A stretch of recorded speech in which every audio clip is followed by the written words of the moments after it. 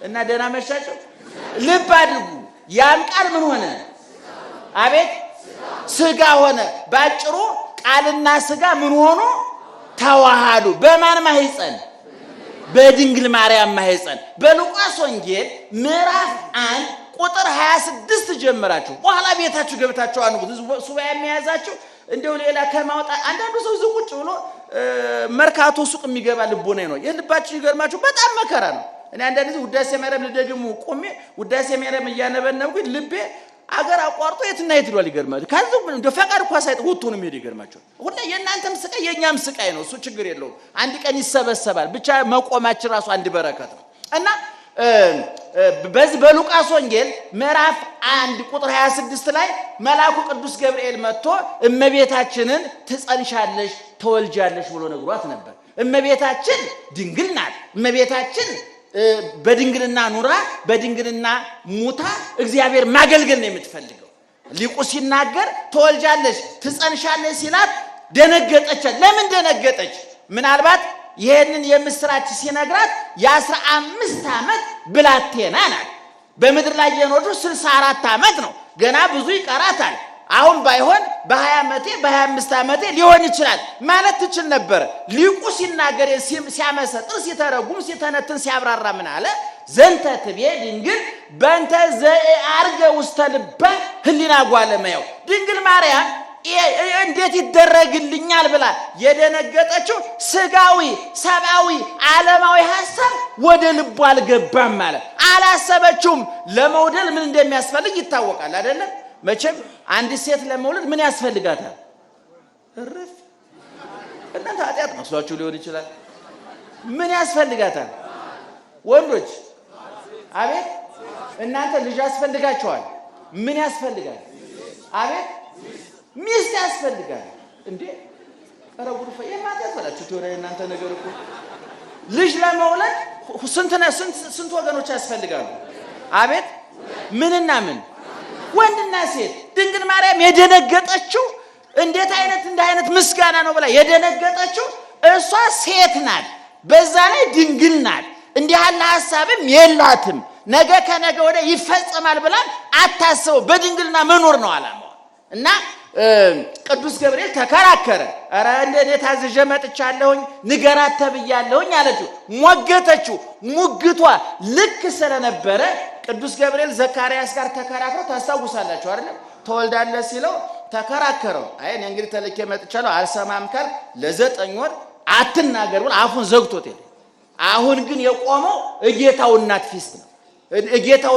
ፊት ነው የቆመው ንግስቲቱ ፊት ነው የቆመው እንደመጣለት መናገር አይችልም እንደው ሁሉ ጊዜ የምወደው አንድ መዝሙር አለ እንደው ዘማሪ በኋላ ያለው ማን እንደሆነ አላቀም ሰላም ለኪ እያለ ሰላም ለኪ እያለ አርና ወርቁን የሚል መዝሙር ይቅርታ በጣም ስለድፍረቴ እንደው ስለምወደው ነው እኔ በኋላ የሚዘምር ቴዲ ማን ነው ይልማ ነው የሚያበጥረው ይሄን ነበር ይልማ የለም እኔ በጣም ይሄ መዝሙር እኔ አልቅሻለሁ እውነቱን ለመናገር ሲዘምረው ይልማ እየታጠቀ እየፈታ አደግድጎ እፊቱ አቆሞ እኔ ተናግሬ ንገራት ተብዬ መጥቼ ነበር እኔም እንዳንቺው ብዙ ማቀው ነገር የለም እንደማለት ነው ሐሳብ ወገኖቼ ከዛ ምን አለ ለእግዚአብሔር የሚሳነው ነገር የለም እንዲህ ሲላት እሷም የእግዚአብሔር ሰው እሱም የእግዚአብሔር መልአክ ናቸውና በቋንቋ ይግባባሉ አንድ አይነት እምነት አንድ አይነት ልብ ነው ያላቸውና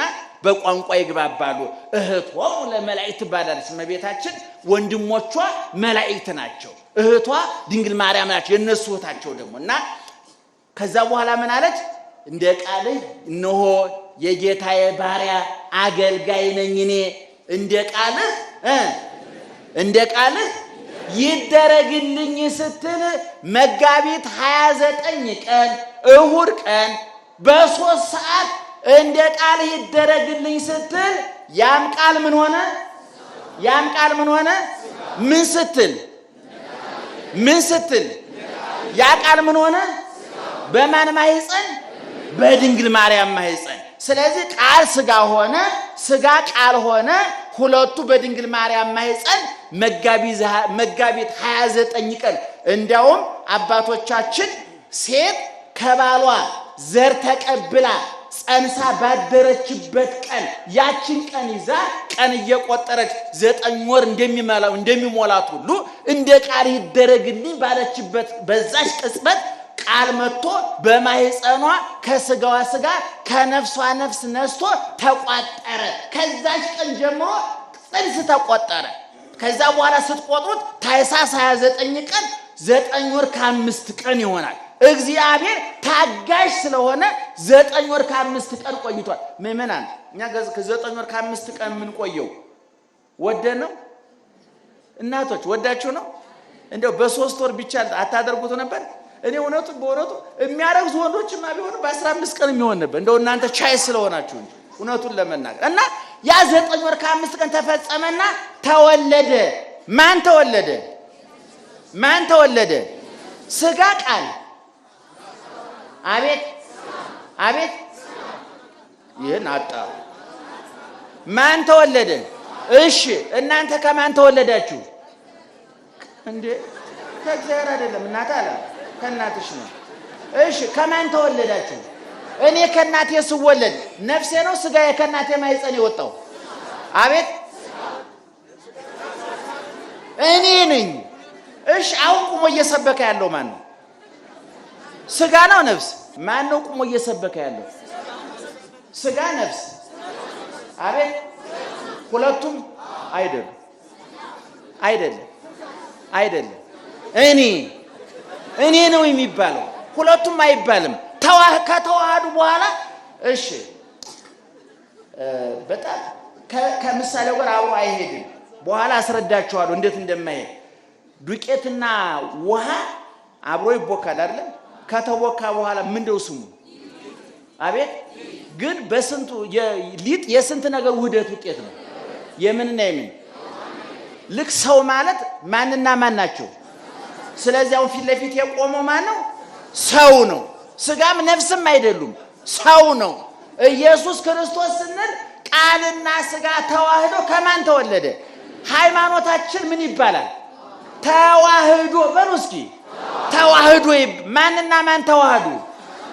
አቤት በማን ማህፀን ተዋህዶ? ከተወለደ በኋላ ምን የሚል ስም ወጣለት? ኢየሱስ የሚል ስም ወጣለት። ክርስቶስ የሚል ስም ወጣለት። ብርሃን የሚል ስም ወጣለት። የህይወት ውሃ የሚል ስም ወጣለት። የህይወት እንጀራ የሚል ስም ወጣለት። ምን ያልወጣለት አለ? ስራውን ክብሩን አይመጥነውም እንጂ እኛ በሚገባን ቋንቋ ስም ወጥቶለታል ከማን ማህፀን ከወጣ በኋላ። ስለዚህ ኢየሱስ ክርስቶስ ማለት ማንና ማን ተዋህደው ነው? አቤት ቃልና ስጋ የተለያዩ ባህሪያት ናቸው አይደሉም? የተለያዩ አካላት ናቸው አይደሉም? ከተዋሃዱ በኋላ ግን የተለያዩ ናቸው አይደሉም? ተዋህደዋል። ስለዚህ ምን የሚል ስም ወጣላቸው? አቤት ኢየሱስ የሚል ስም ወጣ። ኢየሱስ የምንለው በስጋንና ቃልን አዋህደን ነው። ስለዚህ ሃይማኖታቸው ኦርቶዶክሳዊ ተዋህዶ ትባላል። ይሄን መያዝ አለባቸው ነው። እና አንዳንድ ክርስቲያን ሃይማኖት ምንድነው ሲሉ ኦርቶዶክስ ደሜ ነው የሚፈላው። ምክንያቱም ኦርቶዶክስ ብቻ የማይሆን ለምን መሰላችሁ? የሩሲያ ቤተክርስቲያን፣ የምስራቅ አውሮፓ ቤተክርስቲያኖች ኦርቶዶክስ ይባላሉ። እኛ ኦርቶዶክስ ብቻ አይደለንም። ምንድነው ተጨማሪው? ዋናው እንደውም የበለጠ የሚገልጠን የሚያወላል የሚያንጸባርቀን የሚወክለን ምን የሚለው ስም ነው? ተዋህዶ ነው። ይሄ ኢየሱስ ክርስቶስ ነው። ዛሬ ደብረ ታቦር ላይ ተማሪዎቹን ይዞ ጌትነቱን የገለጠው አምላክነቱን የገለጠው ለምንድን ነው ደብረ ታቦር የወጣው? በማቴዎስ ወንጌል በደንብ እየሰማችሁ ነው አይደለም? በደንብ ስሙ ይመመና እንደው መሸብኝ እንዳትሩ አደራችሁ። እኔም ደክሞኛል ብዙ ስራ አለብኝ እውነቱን ለመናገር እና በማቴዎስ ወንጌል ምዕራፍ 16 ላይ አንድ ጥያቄ ጠየቀ። ሰው ማን ይለኛል ብሎ ጠየቀ። ማን ነው የጠየቀው? ኢየሱስ ክርስቶስ። ሰው ማን ይለኛል ብሎ ጠየቀ። እንግዲህ ሰው ማንም እንደሚለው የመረጃ ክፍተት የለበትም። እግዚአብሔር በመረጃ የሚሰራ አምላክ አይደለም። በእውቀት የሚሰራ አምላክ ነው። በስለላ ተደጉሞ የሚኖር አምላክ አይደለም።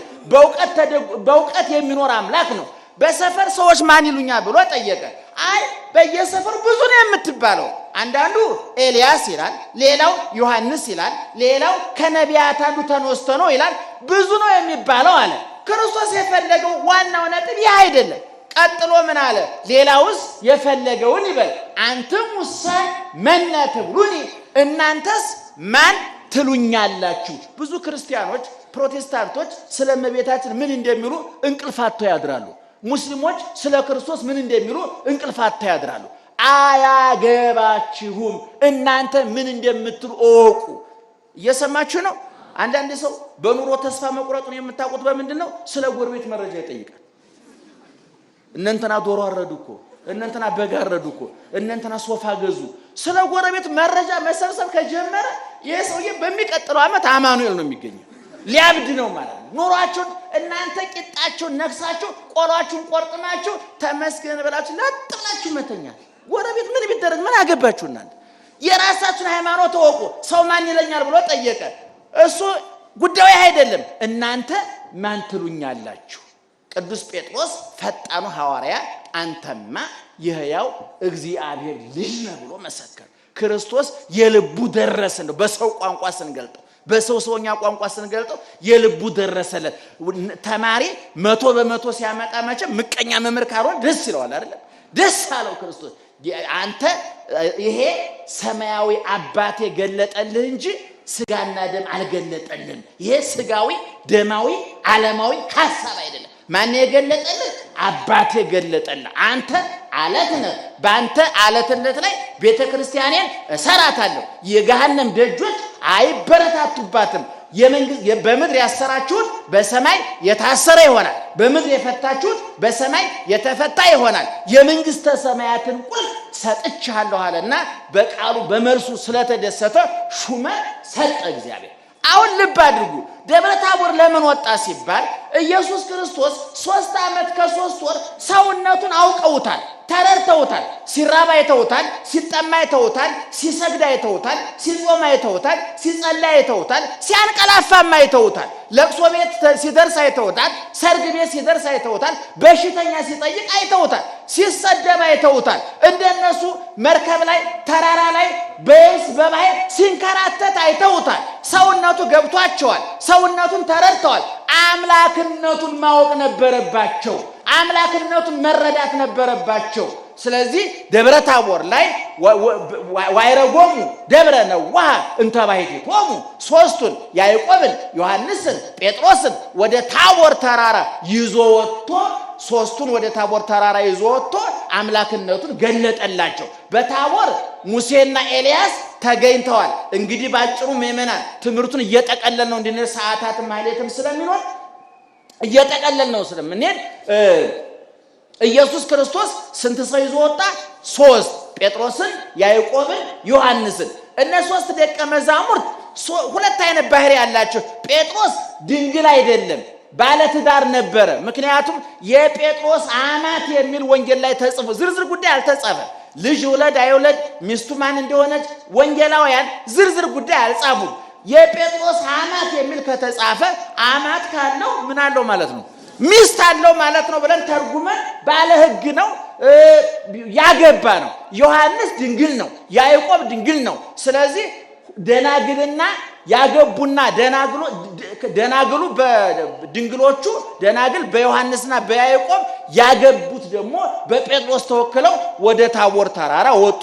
በዛ በተራራው ላይ ደግሞ ሙሴና ኤልያስ የተባሉ ትልልቅ ብሉይ ኪዳንን መወከል የሚችሉ ሰዎች ተገኝተዋል። እነዚህ ደግሞ ሙሴ ያገባ ነው፣ 2 ልጆች ነበሩት።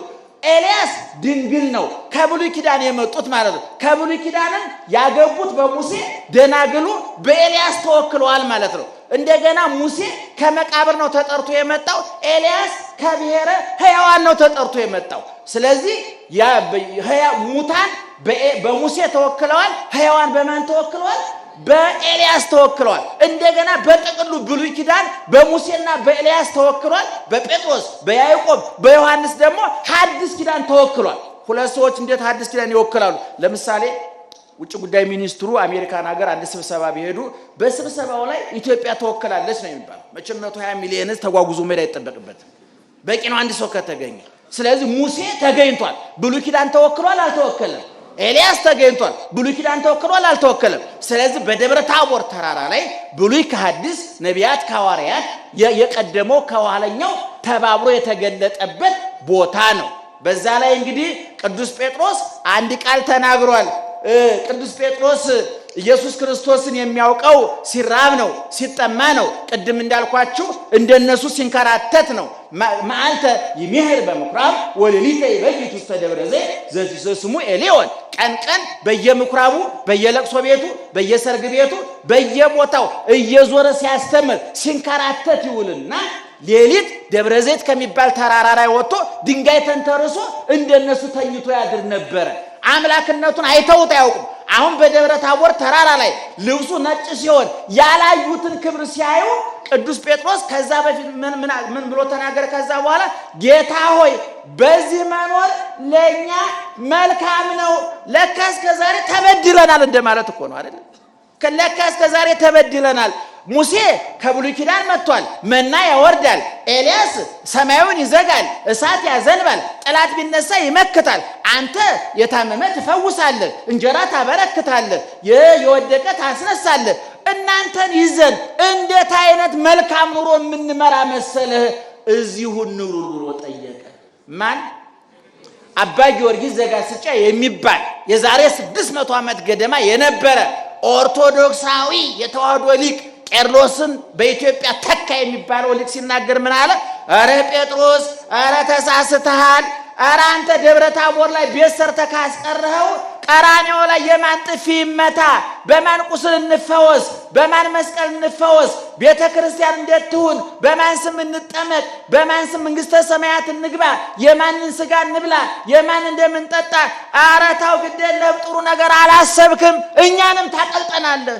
ያንተን ሐሳብ ተቀብሎና ደብረ ታቦር ቀርቶ ቢሆን ያንተ ብቻ ሆኖ ይቀር ነበር። ከደብረ ታቦር ይልቅ ቀራንዮ ነው ለኛ የጠቀመን አለ አባ ጊዮርጊስ ዘጋስጫ። ስለዚህ በቅዱስ ጴጥሮስ ይሄን ተናገረ። ግን በደብረ ታቦር ላይ ጌታን ጨምሮ ስንት ሰው ነበረ?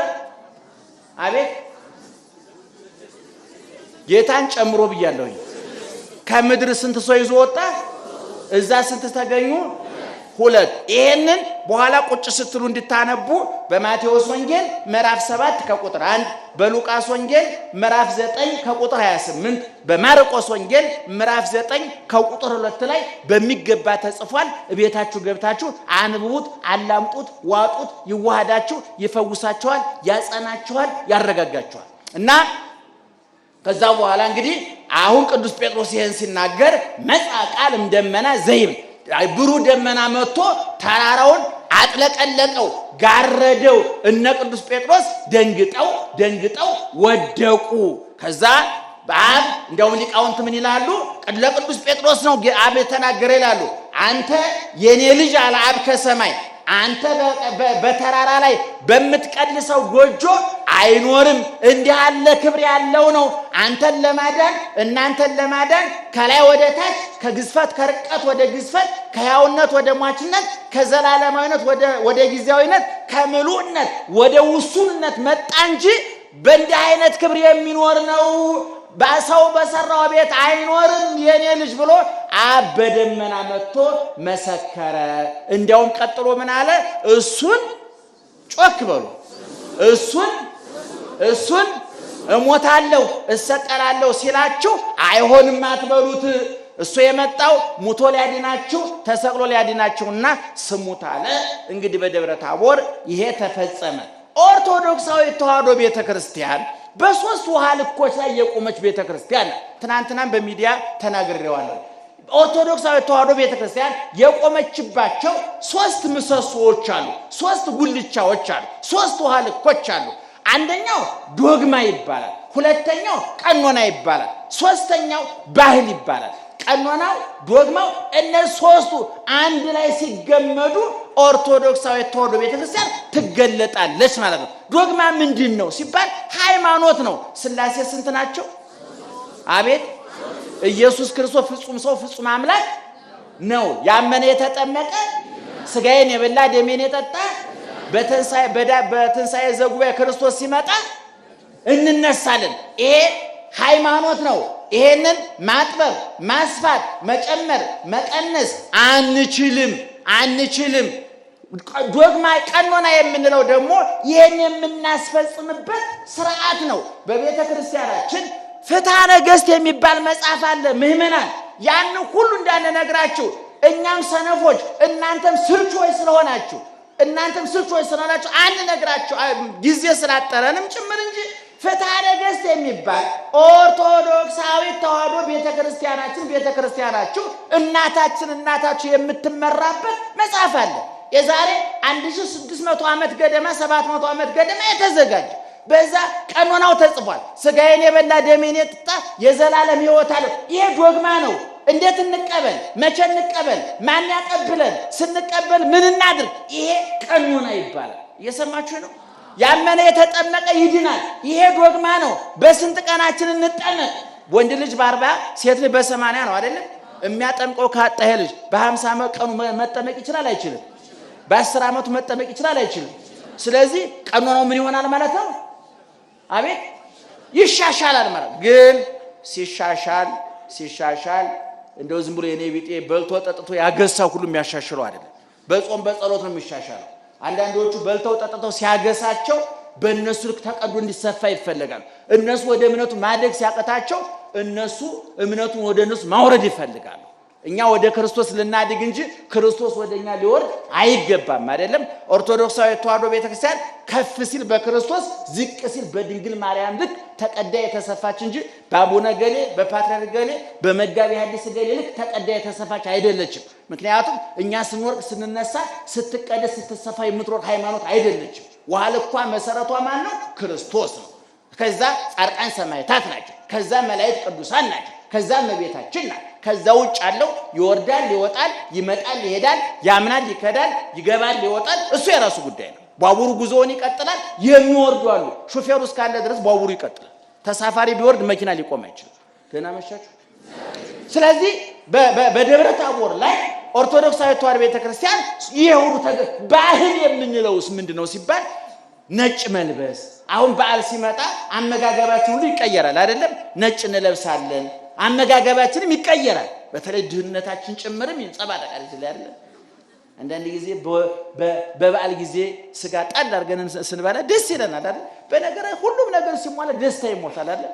አሁን ትልልቆቹ ሀብታሞች ደስታ ሞቶባቸው ሬሳውን ጭነው ነው የሚንቀሳቀሱ። እኔ እናንተ ገና ብዙ የደስታ ምንጭ አለ። ገና ያልገዛችሁት ጫማ አለ፣ ያልገዛችሁት መኪና አለ፣ ያልበላችሁት እንዴት ድለኞች መሰላችሁ? አሁን ሀብታሞቹ ያልበሉት ምግብ ስለሌለ ደስታቸው ሬሳ ሆኖባቸዋል። እኔ አሁን ያላገኘሁትን ነገር ምን ብዬ አስባለሁ መሰላችሁ? የሆነ ጊዜን ሰርፕራይዝ ሊያደርገኝ ክርስቶስ ፈልጎ የደበቀብኝ እንጂ ነፍቶኝ አይደለም። እኔ አሁን መኪና በፈልጋቸው ውድ መኪናዎች አሉ ገና የምደሰትባቸው። ቢልጌት ያ ሁሉ አልቆበት እየተንከራተተ ፉዞ ሆኗል። ይገርማችሁ እንደናንተ ደስታ የለውም ገና። ስለዚህ የጎደለባችሁ ነገር ነገ እንድትደሰቱ አስቀምጦላችሁ እንጂ ነፍጓችሁ አይደለም። ማርያም ምን ነው የምላችሁ? እኔ አሁን አይኔን የወሰደው ሌላ ተጨማሪ ስራ እንድትፈልጉ እንጂ ሁለት አምፖል ግንባር ላይ መትከል ቸግሮት ነው እንደ እግዚአብሔር። ምን ቸገረው እሱ? ጉዳዩ ነው እንደሱ። ደግሞ ስንሞት ሁላችንም አይነ ስውራን ነን። አይናማ ሬሳ የለም እስካሁን እግዚአብሔር ይመስገን። ሁልሽም ወደ እኔ ነው የምትመጪው አይደል? ሁልሽም አይንሽ ይጠፋል አይደል? ስንወለድ የስሜት ሕዋሳት ኦፍ ኦን። ስሙኝ፣ ስንወለድ የስሜት ሕዋሳት ኦፍ ኦን። አቤት። ምክንያቱም በዓለም ላይ ስራ ስላለ። ስንሞትስ አቤት። በሰማይ አይን ስራ የለውም። እዛ ፊልም የለ፣ ቲያትር የለ። እዛ ጠቅላላ ጆሮ ሁሉ ይዘጋል። እዛ የሚሰማ የለም። እዛ የሚሰማው በእዝነ ነፍስ ነው፣ በአይነ ነፍስ ነው። እዛ ቅዱስ ጳውሎስ ሲናገር ምን አለ? ያዘጋጀልን ክብር አለ አይን ያላየው ጆሮ ያልሰማው አረ ልብም ያላሰበው ነው። ይገርማችኋል።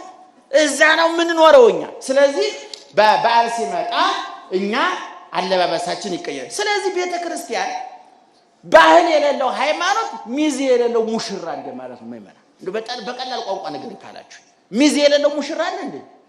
አለ? የለም አይደል? እንደ ቢያንስ እንደው እንዳቅሙ ሁለትም ሶስትም ያደርጋል። ለነገር አንዳንድ የዋሰው በመልክ የሚበልጠውን ሰው ሚዜ ያደርግና እሱ ይረሳል። ይገርማል። ወደፊት ያላገባችሁ ሰዎች ካላችሁ ዝነኛ ሰውና ቆንጆ ሰው ሚዜ አታድርጉ፣ ትረሳላችሁ። ይገርማል። አንዳንድ ቀዥቃዣ ሰባኪ አለ። ሙሽራው ክርስቶስ አስረስቶ እሱ ሙሽራ መሆን የሚቀጥለው በሰው ሰርግ የሚዳር እሱ ቀራኔው ላይ ቆስሎ የተሞሸረበትን ድህነት እሱ ስለ ድህነት ስላወራ ክርስቶስ ተረስቶ እሱ የሚታጀብ ፈዋሹ ተረስቶ ስለ ፈውሱ ያወራው እንዲታጀብ የሚፈልግ ቀዥቃዣ ካህን ሰባኪ ሊኖር ይችላል። ይሄ ሰርግ ማበላሸት ይባላል። የቤተ ክርስቲያን ሙሽራዋ ማን ነው? ክርስቶስ ነው። የተሞሸረ በመስቀል ላይ የሸዋት ተደፋበት፣ በሸዋት ተሞሸረ፣ በችንካር ተሞሸረ፣ በጅራፍ ተሞሸረ፣ በሐሞት ቆምጣጤ ተሞሸረ፣ በቁስል ተሞሸረ፣ በምራቅ በጥፊ ተሞሸረ። የኛ ሙሽራ በልቶ ሳይሆን ተርቦ የሚያጠግብ ሙሽራ ነው ያለ። የሸዋት ተደፍቶበት የብርሃናት የሚደፋ ሐሞት ቆምጣጤ ጠጥቶ ደሙን የሚያጠጣ ተራቅቶ የሚያለብስ ተርቦ የሚያጠግብ ከፍ ብሎ ከፍ የሚያደርግ እምከመተልአልኩ ምድር እስህብ ኩሎ ሀቤ ከምድር ከፍ ብዬ በተሰቀልኩ ጊዜ ሁሉን ወደ እኔ ስባለሁ አለ። ስለዚህ ኦርቶዶክሳዊት ቤተክርስቲያናችን ዶግማዋን፣ ቀኖናዋን፣ ባህሏን ማስከበር ይኖርባታል። ይሄ ካልተከበረ ሃይማኖት ይጠፋል። እኔ ይገርማቸዋል። እኔ ላሊበላ ህንጻ አያሳስበኝም፣ የቦሌ መድኃኔዓለም ህንጻ አያሳስበኝም፣ የአክሱም ጽዮን ህንጻ አያሳስበኝም። ሲሚንቶ አብክተን ድንጋይ ደርድረን የሰራ ነው እኛው ነን። ቅኔው፣ ትርጓሜው፣ ቅዳሴው፣ ባህሉ፣ ትውፊቱ ሲጠፋ ግን ያሳስበኛል። ይሄ ጥንቃቄ ሊደረግበት ይገባል፣ ሊታሰብበት ይገባልና ቤተክርስቲያናችን ዶግማዋን ከቀኖናዋ ቀኖናዋን ከባህሏ አዋህዳ የተዋበች ስንዱ ቤተክርስቲያን ናት። የዚች ቤተክርስቲያን ልጆች ያደረገን እግዚአብሔር ክብርና ምስጋና ይግባው፣ ክብርና ምስጋና ይግባው። ስለዚህ ምእመናን ሱባኤው ልታጠናቅቁ ነው። ጉባኤ ሲጠናቀቅ ያቋም መግለጫ ይወጣል። ታውቃላችሁ አይደል? ስብሰባ እኔ ብዙ ስብሰባ ተሳትፌ አውቃለሁ። ግን የኢትዮጵያ ስብሰባ ችግሩ ምንድነው? ከቁም ነገሩ ይልቅ ምግቡ ይበዛል። እኔ እሱ ነው ደስ የሚለኝ ነው። ለኛ ምግቡ ጥሩ ነው። ይገርማችኋል። 2 ሰዓት ተኩል ተሰበሰቡና አንድ ሰዓት ተኩል አውረታችሁ የሻይ ሰዓት ይባላል። የሻይ ሰዓቱ ይገርማችሁ ወደ ቤት እኮ ያመት ቀለብ ይሆናል። ከዛ እንበላና ደግሞ ትንሽ እንገባና ደግሞ እናወራና ምሳ ይባላል። ከዛ አበሉሏል። ይገርማችኋል። ስብሰባው አበሉ እንጂ አባባሉ ብዙ ትርጉም አይሰጠውም እዚህ ሀገር ላይ። እንደገና ደግሞ ታውቃላችሁ መንገድ ሲሰራ በእኛ ሀገር 5 ጊዜ ዜና ይሆናል። ታውቃላችሁ አይደል? መጀመሪያ መንገድ ሊሰራ ነው፣ በሚቀጥለው ዓመት ዜና ነው። የመሰረት ድንጋይ ተጣለ፣ ዜና ነው። 50% ደረሰ፣ ዜና ነው። ተመረቀ፣ ዜና ነው። እድሳት ላይ ነው። አንድ አፍሪካ ሀገር እኔ ባለፈው አዳምጡ፣ ባለፈው አንድ አፍሪካ ሀገር ሰምታችኋል? የአፍሪካ የሚገርማችሁ ነገር እኔ አሁን ምን እየመጣ ምን ታውቃላችሁ? እኔ ፈረንጆቹ በሞግዚትነት ቢረከቡ እኔ አፍሪካውያን እውነቱን ለመናገር ፈረንጆቹ አንዳንድ ጊዜ ልክ ሳይሆኑ አይቀሩ የሆነ የጎደለ ቡሎናል። ማርያም ምን ነው የምላችሁ? እኔ የቱ ጋር እንደሆነ አልገባኝም እንጂ እኔ ጎሏል። በቃ ተመሳሳይ አሁን በ21ኛው መቶ ክፍለ ዘመን ሰሞኑን እናንተ እዚህ ሆናችሁ አልሰማችሁም? ሰማይ ነው ያላችሁት እንጂ በማሊ በኒጀር መፈንቅለ መንግስት ተደርጓል። ሱዳን 2 ጥጋበኛ መሀይም ደንቆሮ ጀነራሉ ስላልተጋቡ እየታመሰ ነው ሱዳን፣ እየተጠበሰ ነው ሱዳን፣ እየተንገበገበ ነው ሱዳን። እና እዛ አንዱ አፍሪካ ሀገር ፕሬዝዳንቱ መጥቶ ድልድይ ሊመርቅ ሪባን እየቆረጠ እኮ ነው። ከኋላ ፈርሶ ቁጭ ድልድይ በጉቦ ነው የተሰራው። እና ስብሰባ ሲጠናቀቅ መግለጫ ይወጣል አይደል? ይሄን እናደርጋለን ተብሎ ያቋም መግለጫ። ምእመናን ከዚህ ሱባኤ ስትወጡ ያቋም መግለጫ ለጭንቅላታችሁ አውጣታችሁ ውጡ።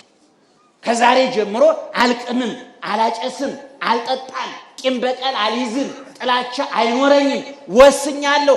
15 ቀን ከፍ ሲል ከመቤቴ ከጌታዬ ዝቅ ሲል ከመቤቴ ተወያይቼ ህሊናዬን አሳምኘዋለሁ። አንዳንዱ እኮ ኃጢያቱን ፖዝ አድርጎ የገባ ሰው አለ።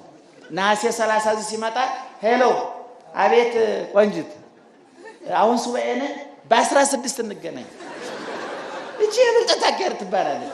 አንዳንድ እናቶች በህማማት ውስጥ ሰራተኛ ሲያበሳጫቸው አንቺ ህማማት ነው አታቃቂ ግዴለም ህማማቱ ይወጣና እሰራልሻለሁ። እንዲህ አይነት የብልጠት አሰራር የለም። እውነቱን ለምን የጅል አሰራር ይባላል። የጅል ለዚህ ነው ሱባኤ ታወጀ፣ ሲኖዶሱ ሱባኤ ታወጀ፣ በፌስቡክ በሬዲዮ በቴሌቪዥን እኔ አንዳንድ ጾሙና ጸሎቱ ቴሌቪዥንና ሬዲዮ እንጂ የሰማው እኔ ወደ ሰማይ እግዚአብሔር የሰማው ሁሉ አይመስለኝም። መግለጫ ይበዛዋል፣ ማብራሪያ ይበዛዋል። እውነቴን ነው የምላቸው። 100 ጊዜ ስለ ዳቦ ብታብራራ ቆርሰ ካልጎረስከው የበለጠ በሽታ ላይ ነው የምትወርቀው እንደው። ስለዚህ ወገኖች ውሳኔ ላይ ወስኑ በቃ።